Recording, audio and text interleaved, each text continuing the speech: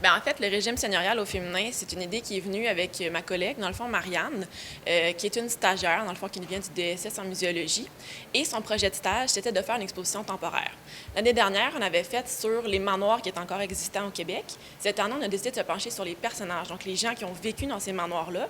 Et comme on est deux femmes, on s'est dit, bien, pourquoi pas mettre les femmes de l'avant? Fait qu'on parle souvent des hommes dans l'histoire de qu'est-ce qu'ils ont fait. Puis nous, on s'est dit, il y a des femmes qui ont travaillé là-dedans, il y a des femmes qui ont fait quelque chose, bon, on va les mettre de l'avant. On en a sélectionné 7 qui ont des portraits aussi qui ont été faits parce que c'était important d'avoir aussi une image de ces femmes-là. Donc, on en a 7 qui sont exposées présentement, mais on parle aussi de l'histoire de toutes les femmes en général qui ont aidé dans le fond, dans la construction de la colonie, le développement de la colonie.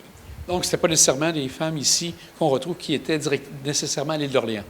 Non, c'est ça, c'est de partout au Québec. Donc, on a évidemment Marianne Movide, qui était une des descendantes du couple Movide-Genet, donc de Jean Movide et de Marianne Genet. 2 de leurs filles ont travaillé sur la seigneurie et ont pris le relève de leur père après. Donc, c'est sûr qu'on va parler de ces 2 sœurs-là. On a le portrait de Marie-Madeleine Volant, donc son nom avec son époux qui était M. Volant. Et ensuite de ça, on en a d'autres. Donc, on va de Joly de Lotbinière jusqu'à Ramsey, dans le fond du coin de Montréal, jusqu'à de Lanaudière. Donc, on couvre tout le territoire du Québec. Sarah, je crois aussi que tu as certains partenariats avec d'autres institutions muséales. Oui, c'est ça. Bien, le premier qu'on a de nouveau cette année, c'est avec le Musée de la mémoire vivante. Donc, on a une borne interactive qui a été créée sur le régime seigneurial. Donc, il y a différentes personnes qui ont fait des témoignages et on prend en apprendre davantage sur différents aspects du régime partout au Québec. Aussi, il y a un autre partenariat, je crois, qui s'est ajouté. Oui, bien, on en a plusieurs, mais il y en a un autre aussi avec les Fêtes de la Nouvelle-France. Donc, du 1er juillet jusqu'au 31 août, toutes les personnes qui viennent avec le médaillon 2024 des Fêtes de la Nouvelle-France vont pouvoir accéder au manoir avec 50 de rabais. Donc, on est d'un des 10 institutions à Québec qui font partie de ce programme-là.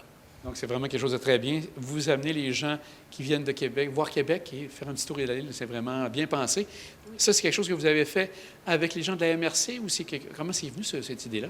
Non, en fait, c'est que moi, je suis en contact avec quelqu'un qui travaille avec les Fêtes de la Nouvelle-France. Puis, comme ils savaient que j'étais ici en tant que directrice, ils ont dit « Est-ce que ça vous tente de participer? » Puis, évidemment, nous, on a accepté de le faire. Et bien sûr, les gens ont la possibilité de visiter le manoir. Ça va jusqu'à quelle période de l'année? Dans le fond, c'est pour tout le mois de juillet et le mois d'août. Les Fêtes de la Nouvelle-France, c'est la première fin de semaine d'août, mais l'accès avec le médaillon, c'est pour les 2 mois. Et la saison se termine à quelle année habituellement? À l'Action de grâce, que vous allez jusqu'à l'Action de grâce pour les visites? Oui, c'est ça. Le manoir va être ouvert jusqu'à l'Action de grâce, donc le 14 octobre cette année. Nous, on est ouvert à temps plein pour l'instant, de 10h à 17h tous les jours, au moins jusqu'à la fête du travail, donc jusqu'au début septembre. Puis après ça, quand les guides vont être de retour en classe, bien, ça se peut que l'horaire soit ajusté à ce moment-là. Aussi, ce qui est important de parler, campagne de financement, je pense que c'est vraiment bien lancé. Vous êtes rendu à quel montant par rapport à l'objectif? Bien, on a un objectif de 100 000 dans le fond, jusqu'à la fin de l'année 2024. Puis à ce jour, on a 61 000 qui a été ramassé. Donc, on est proche de l'objectif, mais il nous en manque encore un peu. Et c'est sûrement pour financer des projets. Quels sont les projets que tu as en tête ici pour le manoir? Oui, bien en fait, c'est avec le programme d'immobilisation qui est au ministère de la Culture et des Communications. Donc, nous, avec ce budget-là, on va aller faire réparer le pavillon d'été, donc le pavillon qui est à l'avant du manoir, qui a été construit par le juge Camille Pouliot. Donc, on en parle dans nos visites, mais pour l'instant, on ne peut pas aller le visiter parce qu'il est un peu en mauvais état, on va se le dire. Donc, le but des restaurations, c'est de le remettre en état pour pouvoir s'en servir, mettre une exposition à l'intérieur, aussi faire des activités. Puis avec le restant du montant, on va réparer une partie du manoir qui a besoin, parce que ça fait quand même plusieurs années qu'il n'y a pas eu de grosses réparations qui ont été faites.